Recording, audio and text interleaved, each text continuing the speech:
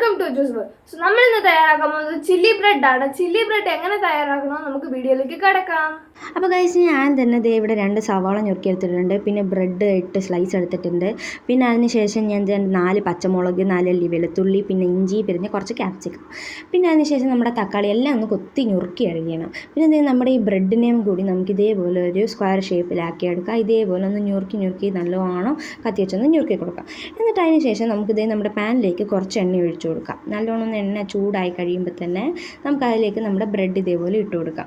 Bread ഒന്ന് ഇട്ട് കൊടുക്കുമ്പോൾ തന്നെ നമ്മൾ ടോസ്റ്റൊക്കെ ചെയ്യാൻ തുടങ്ങി. ടോസ്റ്റ് അല്ല, ഒന്ന് ഫ്രൈ ആക്കി എടുക്കുന്ന പോലെ 2 സൈഡിലും അല്ലെങ്കിൽ ഒരു സൈഡിലെങ്കിലും ഗോൾഡൻ ബ്രൗൺ കളർ വന്ന് കഴിയുമ്പോൾ തന്നെ നമുക്കൊരു പാത്രത്തിലേക്ക് ഇതേപോലെ മാറ്റി കൊടുക്കാം.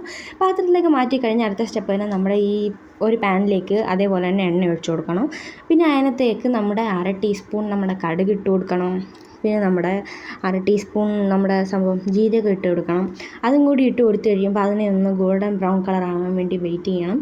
അതായി കഴിയുമ്പോൾ തന്നെ നമുക്ക് നമ്മുടെ വെളുത്തുള്ളിയും നമ്മുടെ ഇഞ്ചിയും കൂടി ഇട്ട് അതിൻ്റെ പച്ചമണം മാറുന്ന വരെ നമുക്കൊന്ന് വെയിറ്റ് ആക്കി കൊടുക്കാം.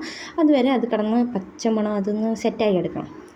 അതിനുശേഷം നമുക്ക് അതിനകത്തേക്ക് നമ്മുടെ പച്ചമുളകും പിന്നെ നമ്മുടെ കരിവേപ്പിലയും കൂടി ഇട്ട് കൊടുക്കണം. എന്നിട്ട് അതിനെ നന്നായി മിക്സ് ചെയ്ത് കഴിയുമ്പോൾ തന്നെ നമുക്ക് അതിനകത്തേക്ക് നമ്മുടെ ഈ ചുമന്ന മുളകില്ലേ, ഈ ഉണങ്ങി, അതും കൂടി ഇട്ട് കൊടുക്കണം. എന്നിട്ട് അതിന് ശേഷം നമ്മൾ ഞുറുക്കി വെച്ചിരിക്കുന്ന സവാളയും കൂടി അതിനകത്ത് ഇട്ട് കൊടുക്കണം. എന്നിട്ട് അതിനകത്തേക്ക് വേഗം അത് ഗോൾഡൻ ബ്രൗൺ ആയി കിട്ടാൻ വേണ്ടിയിട്ട് നമുക്ക് അതിനകത്തേക്ക് ഉപ്പിട്ട് കൊടുക്കണം. അതാകുമ്പോൾ വേഗം അതൊന്ന് ഗോൾഡൻ ബ്രൗൺ ഇതേപോലെ ആക്കി കിട്ടും. എന്നിട്ട് നമുക്ക് മസാലകളൊക്കെ ചേർത്ത് കൊടുക്കാം. ആദ്യം തന്നെ ഞാൻ മഞ്ഞൾപ്പൊടി 1/2 ടീസ്പൂൺ എടുത്തിട്ടുണ്ട്. അതിലേക്ക് നമുക്ക് നമ്മുടെ ഗരം മസാല, പിന്നെ അതിന് ശേഷം നമ്മുടെ മല്ലിപ്പൊടി, പിന്നെ നമ്മുടെ എരിവിന് എത്രത്തോളം എരിവ് നമുക്ക് ആവശ്യമുണ്ടോ അതിനനുസരിച്ച് നമ്മുടെ കുറച്ച് മുളക് പൊടിയും കൂടി ചേർത്ത് കൊടുക്കണം. എന്നിട്ട് ഇതേപോലെ നന്നായിട്ടൊന്ന് മിക്സ് ആക്കി കൊടുക്കണം. എന്നിട്ട് ഈ ഒരു കൺസിസ്റ്റൻസി വരും. അടുത്ത് തന്നെ നമുക്ക് അതിനകത്തേക്ക് 1/2 കപ്പ് നമ്മൾ എടുത്ത് വെച്ചിരിക്കുന്ന ആ ഒരു തക്കാളീനെ നമുക്ക് ഇട്ട് കൊടുക്കാം. ഇട്ടിട്ട് നല്ലോണം ഇളക്കി മിക്സ് ആക്കി കൊടുക്കാം. അപ്പോൾ നമ്മുടെ സംഭവം ഇങ്ങനെ റെഡിയായി വന്നുകൊണ്ടിരിക്കുക. ഇപ്പോൾ നമ്മുടെ ക്യാപ്സിക്കം കൂടി ഇട്ട് കൊടുക്കാം. ക്യാപ്സിക്കം കൂടി ഇട്ട് കൊടുത്ത് കഴിയുമ്പോൾ അതും അതേപോലെ തന്നെ നല്ലോണം ഒന്ന് മിക്സാക്കി സെറ്റാക്കി കൊടുക്കണം.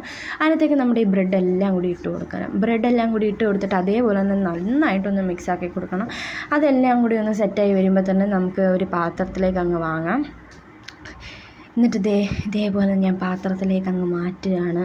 നമ്മുടെ സംഭവം റെഡിയായി ഗൈസ്. ഇനി ഇത് പാത്രത്തിലേക്ക് അങ്ങോട്ട് വെച്ചിട്ട് സെറ്റാക്കി നമ്മൾ തിന്നണം. അപ്പോൾ പൊളി സാധനമല്ലേ, എല്ലാവരും ഒന്ന് ട്രൈ ആക്കി നോക്കണേ.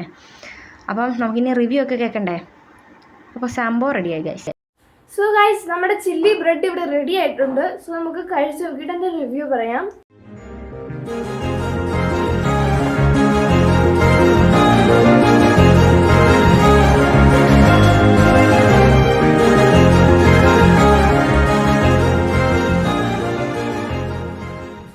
പൊളി സാധനമാണ് ഗൈസ്. നല്ല എരിവും നല്ല രുചിയും ഉണ്ട് ഇതിന്. നിങ്ങളെല്ലാവരും ട്രൈ ചെയ്ത് നോക്കണം.